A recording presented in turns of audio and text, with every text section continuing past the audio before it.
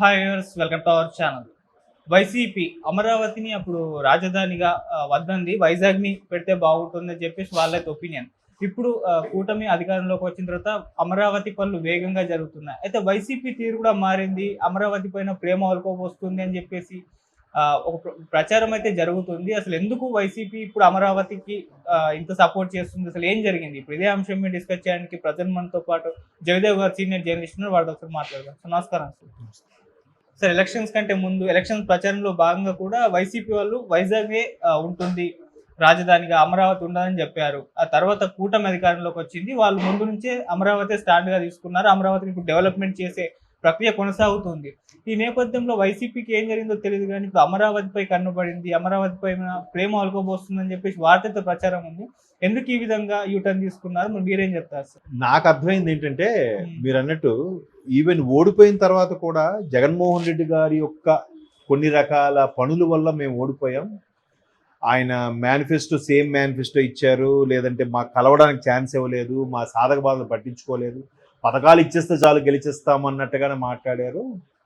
So అని తర్వాత కరణం ధర్మశ్రీ గారు కానీ, లేదంటే మన కేతిరెడ్డి గారు కానీ, తర్వాత ఆయన పేరు రాజానగర్ ఎమ్మెల్యే రాజా గారు కానీ, ఇలా రకరకాల ఒక్కొక్కరుగా వాళ్ళ ఒపీనియన్స్ చెప్తూ వచ్చారు. అప్పటికి కూడా వాళ్ళు ఏం చెప్పారంటే, మేము ఈసారి కాదు, మళ్ళీ ఇప్పుడు మా స్టాండ్ అదే, మేము ఓడిపోయినా మా స్టాండ్ వైజాగే క్యాపిటల్, నెక్స్ట్ మళ్ళీ మేము వస్తాం అని కూడా కొంతమంది ఎమ్మెల్యేలు చెప్పారు. సో ఇప్పుడు సడన్గా ఈ ప్రేమ ఏంటి అని మీరు అనిపించవచ్చు. అది రాజకీయ ఎత్తుగడ. ఎందుకంటే 2014లో అసెంబ్లీ సాక్షిగా చంద్రబాబు నాయుడు గారు రాజధాని అమరావతిని ప్రతిపాదించినప్పుడు ప్రతిపక్షం స్థాయిలో వాళ్ళు కూడా ఒప్పుకున్నారు, యాక్సెప్ట్ చేశారు.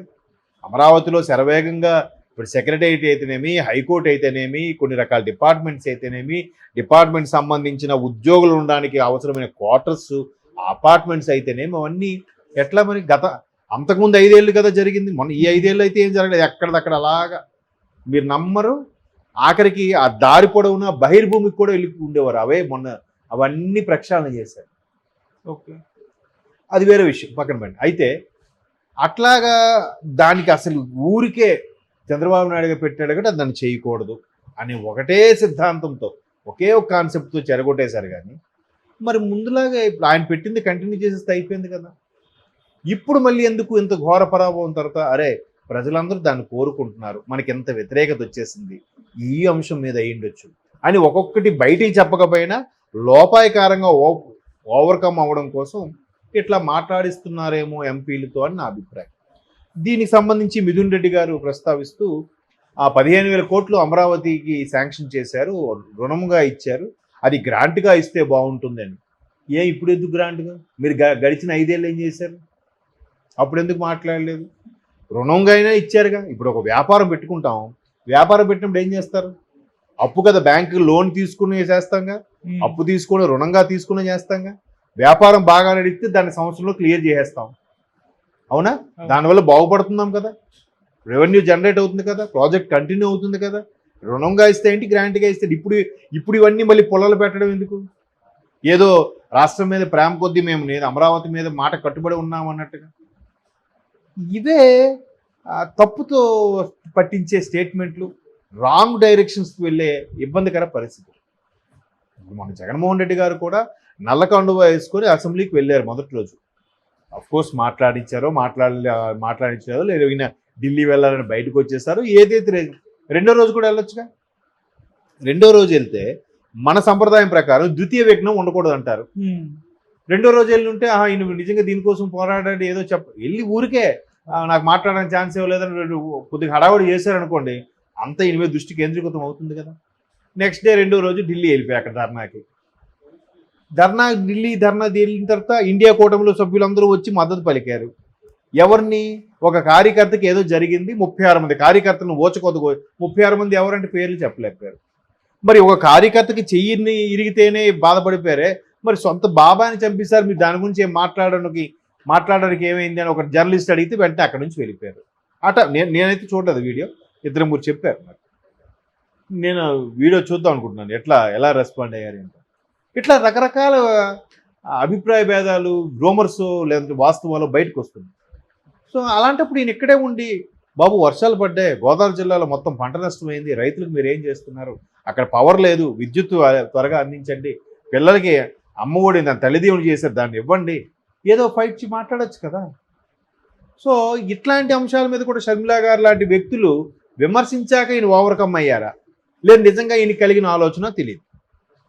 సో అసలు అమరావతి అంటేనే పట్టించుకుని లెక్కలోకి లేని వ్యక్తులు అమరావతికి గ్రాంట్గా ఇచ్చుంటే బాగుండేది అని ఎందుకు, అది దాన్ని ఏదో అంటారు సవత్తల్లి ప్రేమ అన్నట్టుగా అట్లా అనేసరికి ఇప్పుడు అలా అంటూనే మిథున్ గారు కూడా ఏమంటున్నారు, నేను నా నియోజకవర్గంలో తిరగనివ్వట్లేదు, నా వాహనం మీద ధ్వంసం చేశారు, దాడులు జరుగుతున్నాయి, ఈ అరాచకం ఎప్పుడు చూడలేదు ఇలాంటి అరాచకం అని చెప్పి ఆయన మళ్ళీ అదే అంశాన్ని ఎత్తుకుంటున్నాడు. అమరావతి టాపిక్ని ఎత్తుతూ మళ్ళీ ఇటు తిరిగి అక్కడికే వస్తుంది. అంతకుముందు 5 ఏళ్ళు జరిగినవి ఎంత విడ్డూరంగా ఉన్నాయి. సో అట్లాగా మరలా ఇట్లా అయిపోతాము.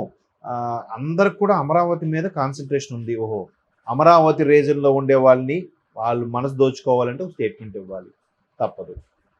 లేదు కార్యకర్తలు నాయకులు ఇంకా చేజారిపోతున్నారు, టీడీపీ వైపు బీజేపీ మొగ్గు చూపుతున్నారు, అటు వెళ్ళిపోతారేమో, మనం నాయకుల్ని కార్యకర్తల్ని కాపాడుకోవాలంటే వాళ్ళ గురించి ఒక స్టేట్మెంట్ ఇవ్వాలి, లేదా వాళ్ళ గురించి ఒక ధర్నా చేయాలి, వాళ్ళ గురించి ఏదో ఉండాలి. ఇవన్నీ కాకుండా పార్టీ మనుగడ ఉండాలి అంటే అందరి గురించి మాట్లాడాలి. మరి వైజాగ్ స్టీల్ ప్రైవేటీకరణ అవుతుందని తెలీదా? వైజాగ్ స్టీల్ గురించి, వైజాగ్ రైల్వే జోన్ గురించి, కడప స్టీల్ గురించి, వైజాగ్ మెట్రో కూడా ప్రస్తావించి మాట్లాడుతున్నారంట. అవన్నీ శాంక్షన్ చేయాలి, ఇవన్నీ చేయాలి, ముందుకు తీసుకెళ్ళాలి. మీరు మరి ఎప్పుడు ఏం చేశారు? ఎట్లా అంత సింపుల్గా మాట్లాడేస్తున్నారు చూడండి. గడిచిన 5 ఏళ్ళు వీళ్ళు పరిపాలించలేదు, వీళ్ళు అసలు ఇండియాలోనే లేరు అన్నట్టుగా మాట్లాడుతున్నారు వాళ్ళు. మరి అట్లా మాట్లాడితే ఏం చేస్తామంటే ఖచ్చితంగా రాజకీయ ఎత్తుగడే, రాజకీయ మనుగడ. రాబోయే 5 ఏళ్ళలో మనం 2029 వరకు పార్టీ కొనసాగాలి, మనుగడ ఉండాలి, అప్పుడు గట్టి పోటీ ఇవ్వాలి ఎన్నికల్లో, అవసరమైతే గెలుచుకునే సత్తా కూడా తెచ్చుకోవాలంటే కీలకమైనది నాయకులు, ఇంకా కీలకమైనది కార్యకర్తలు. ఎందుకంటే పల్లకి ఎక్కుతారు, బట్ పల్లకి మోసేవాడు కూడా ఉండాలిగా. సో ఆ మోసే వాళ్ళని కాపాడుకునే తాపత్రయంలోనే ఇవన్నీ. అలా అయితే ఇదే మిథున్ రెడ్డి గారు బీజేపీ కూడా తొంగి చూస్తున్నారు, అటువైపు వెళ్ళిపోతారు, పెద్దిరెడ్డి గారు దీనికి పక్కా వ్యూహ రచన చేశారన్నట్టు కూడా కొన్ని వార్తలు ఉన్నాయి, గతంలో వచ్చాయి. మరి అవి ఎంతవరకు వాస్తవం తెలియదు. బట్ ఏదో మేము రాజకీయాల్లో ఉన్నాము, మనుగడ సాగిస్తున్నాం అంటే ఏదో ఒక స్టేట్మెంట్ ఇస్తూ ప్రజల్లో నిలుస్తూ ఉండాలి, మాట్లాడుతూ ఉండాలి.